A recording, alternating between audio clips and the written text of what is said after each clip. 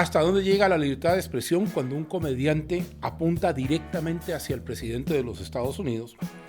Está, de otra parte, más cerca que nunca la solución de dos estados para Medio Oriente, o se está alejando más de lo que pensamos. Bienvenidos, este es En órbita, el podcast internacional de Canal 13 que edita Tomás Pardo.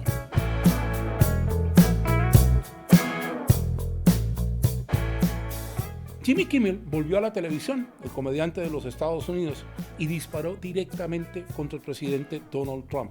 Dijo: bienvenidos a este nuevo episodio, hoy vamos a hablar de un regreso esperado. Estuvo varias semanas fuera del aire porque el show fue suspendido por la cadena ABC bajo presión política. El monólogo de retorno de Kimmel estuvo marcado por emoción y crítica. De hecho, sostuvo que silenciar a comediantes es antiamericano y afirmó que el presidente Trump, con evidencia, hizo lo mejor que pudo para sacar ese show del aire. Cuando uno comienza a revisar, dice Kimmel una cosa que a mí me parece importante compartirla con ustedes. Lo que importa no es el show en sí, sino tener un sistema que permita que ese show exista. No es si es cómico o no es cómico, es tener la posibilidad de ejercer la sátira o la ironía como un derecho garantizado. Aprovechó también Kimmel para agradecer a mucha gente a través del mundo, a su propia audiencia e incluso a gente que estaba en desacuerdo con él de haber defendido el derecho de expresión. Y yo quiero hacer un punto. El derecho de expresión es fundamental en una democracia. No podemos tener democracias en donde cuando nos critican nos parece incómodo y cuando nos alaban nos parece bueno. Y ese es el meollo del asunto con el tema de Jimmy Kimmel y el presidente de los Estados Unidos. Uno de los momentos más impactantes fue cuando Kimmel dice: yo no tuve intención de hacer una broma sobre Charles Kirk, ni acusar a un grupo entero por lo que hizo un sujeto. Reconoció, y me parece correcto, que algunos de sus comentarios pueden parecer fuera de lugar o poco claros, y que si alguien se sintió perjudicado, él entiende por qué. Y aquí hay un punto. El punto es que uno, cuando está sentado acá, y por lo menos en Chile, que tenemos libertad de expresión, donde grabamos esto, uno es responsable de esa libertad de expresión, y uno es responsable de lo que dice y de los alcances que tiene. Y por lo tanto hay una, siendo una redundancia, una responsabilidad en lo que voy a decir y lo que va a provocar. Y si yo me equivoco, hay una escala de sanciones que tiene que ver con que, por ejemplo, a uno lo despidan por lo que dijo, o que uno tenga que comparecer en cámara y decir: mire, lamento mis dichos porque no tenían ese alcance. Ahora, dice con respecto a Donald Trump que el presidente hizo evidente su deseo de que él y todas las personas que trabajan en el show fueran despedidas. Nuestro líder, lo cito textualmente, celebra que los estadounidenses pierdan sus medios de subsistencia porque no puede soportar un chiste. Y voy a ahondar porque tengo un resumen acá, donde dice que Trump está muy molesto, lo dijo a través de Truth Social, su red, porque a Kimmel le devolvieron su trabajo. Él dice, el presidente, que no tenía audiencia y que Kimmel no tenía talento. Acusó a la cadena de darle trabajo a quien, y lo cito textualmente, a que alguien que pone contenido 99% favorable a los demócratas, y dijo que ese apoyo equivalía a una gran contribución ilegal de campaña a los demócratas. Quiero hacer un punto. No menciona a cadenas que en Estados Unidos son proclives al presidente de Estados Unidos y que transmiten sus contenidos, que podría ser un caso análogo a lo que estoy diciendo. Y amenazó con investigar a ABC, la cadena, haciendo alusión a una demanda anterior en la que le pagaron $16 millones tras una disputa legal. Además, dice que la cadena está en riesgo por el sesgo político que el presidente de Estados Unidos le atribuye. Quiero hacer un punto aquí. Fox está en riesgo por el sesgo político que tiene declarado. Digo, porque si yo se lo voy a aplicar a una cadena, me imagino que se lo tengo que aplicar a todos los demás. Ahora, el tema de fondo es que Trump no consiguió silenciar a Kimmel. Y la audiencia, las cifras de audiencia dicen que están muy lejos de lo que dice el presidente, de que la audiencia se había ido. Y de hecho, Lenny Bruce o George Carlin, que son comediantes de fama en los Estados Unidos, dijeron y mantienen y se mantiene que este tipo de actitud es anti-norteamericana, es anti la esencia de los Estados Unidos. Ahora, no es una confrontación unilateral. No es que está Donald Trump contra Jimmy Kimmel, sino que está un sistema de valores involucrado, un sistema de principios, porque al final del día de lo que viven las democracias es de los principios y las libertades. Y si usted abusa de la libertad, hay protección legal contra ese abuso. Pero lo que uno no puede entender, al menos desde acá, es que se utilice el poder para silenciar a quien me es incómodo. ¿En qué se diferencia esto que está proponiendo el presidente de Estados Unidos a lo que hace Vladimir Putin en Rusia, donde silencia a los medios que son opositores, a lo que se hace en Nicaragua con el señor Ortega, o lo que se hace en Venezuela con el presidente autoproclamado Maduro? Entonces hay un camino que se está transitando en el que el humor y la política y la sátira política van de la mano, es parte. Y entonces uno podría entender que hay una persona amiga de Donald Trump que se va a reír de Kimmel y se va a reír del resto.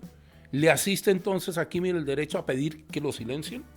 Y hay una pregunta que yo creo que es bien importante, porque en tiempos de polarización, y Estados Unidos está pasando por eso, estos son los detalles que definen el futuro de un país.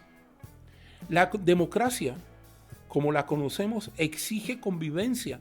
Así a mí no me guste lo que dice. De hecho, una de las cosas que yo creo que se han planteado con mucho vigor en nuestros programas es que yo respeto al que piensa diferente solo por el hecho de que piensa diferente. Yo no puedo pedirle a la gente que tenga unanimidad con lo que yo pienso si es que yo no respeto la manera que él piensa. Porque si no seríamos un regimiento, como dirían los mexicanos, de borregos. Y saldría el gran pastor a decirnos hacia dónde ir y todos nos quedaríamos callados. Ahora, hay una pregunta que a mí me parece importante, que tiene que ver con si el humor realmente influye en la política o es un desahogo. Muchas de nuestras estaciones de televisión en América Latina tienen un comediante que es mordaz, que critica al poder, que se ríe del poder y que se ríe de los políticos y que se ríe de la contingencia. Y sin embargo aquí, más allá de la molestia que puedan producir, se permite que existan. Este pleito entre Jimmy Kimmel y Donald Trump tiene una arista que es muy, muy complicada, que es dónde está la libertad de expresión cuando yo la necesito, o la libertad de expresión depende del gobierno de turno y lo que el gobierno de turno quiera. Les quiero recordar que Stephen Colbert sufrió la cancelación de su programa por críticas contra Donald Trump y que otros comediantes han seguido criticándolo, pero está uno bajo la sospecha de que en cualquier minuto puede darse una cancelación abrupta. El segundo tema de hoy, que lo enuncié en las preguntas, tiene que ver con la solución de los dos estados para Palestina. Ha sido una semana clave, porque ahora Inglaterra, Francia y Australia reconocen el derecho palestino a tener un estado propio. De hecho, la propuesta partía de 1947, cuando la ONU ideó este plan de partición que desembocó en lo que se desembocó, y ahí se hablaba de dos estados. Sin embargo, la cuestión de Jerusalén y la cuestión de la expansión de los asentamientos ha impedido que esto se concrete. El principio parece ser simple: dos estados, dos pueblos que conviven uno al lado del otro. Sin embargo, eso es soñar despierto. No se ha dado, no se cumple. De hecho, Palestina está fraccionada en dos: la franja de Gaza, donde ocurren estos abusos inenarrables contra derechos humanos, y Cisjordania, donde también se mantiene el control israelí. Quiero hacer un punto acá. Hamás es una organización terrorista. Como tal, cada vez que Hamás actúe, o incluso sin actuar, le corresponde a un Estado el derecho a defender a su población de actos de terrorismo, y por lo tanto la primera acusación se va por puertas, porque es legítimo que se reprima a una organización terrorista. Lo que no es legítimo es que se castigue a una población entera. En ese marco, el reconocimiento de varios gobiernos formalmente a Palestina es una señal de apoyo a la autodeterminación, pero también es un téngase presente para Estados Unidos e Israel, que se mantienen firmes en la idea de que Palestina no puede tener un Estado. En el caso de Israel, el primer ministro Netanyahu ha dicho que la existencia de Palestina como Estado es una amenaza para el Estado de Israel. Quiero hacer un punto. Como Hamás no es Palestina y Hamás es una organización terrorista, ¿cómo puedo acusar al Estado, eventualmente a un Estado palestino, de ser una amenaza? Salvo que yo crea que el Estado palestino, el que sea, va a estar manejado por los terroristas. Ahora, los países árabes celebraron aquello de estos apoyos, pero dicen que hay un tema y es un tema práctico. La mayor parte del territorio palestino, que sería, está en manos de Israel. Israel ha desconocido resoluciones de Naciones Unidas en las que se los insta a cumplir la devolución de tierras en algunos casos, algunas de las cláusulas del Pacto de Oslo. Ahora, cuando uno lo mira a nivel práctico, lo que termina pasando es algo que a mí me aterra, y es que entre medio de todo esto, lo que estamos hablando nosotros es de alta política. Lo reconocemos como Estado, no lo reconocemos. ¿Y por qué no hablamos del drama humano? ¿Por qué no hablamos de los casi 65,000 fallecidos en la incursión israelí en Gaza? ¿Por qué no hablamos del 20% de niños que han fallecido? ¿Por qué no hablamos del hambre? Porque nos vamos a quedar en la solución de dos estados, que parece ser en este minuto absolutamente inviable, y no vamos a hablar de lo otro. En Gaza, más del 60% de las edificaciones están derruidas, destruidas e inutilizables. Tanto así que en la única ruta que hay desde la ciudad de Gaza hacia el sur, para decir hacia el lado de Egipto, la gente ha empezado a construir carpas al lado de la carretera para poder vivir. Digo, si es que a eso se le puede llamar vivir.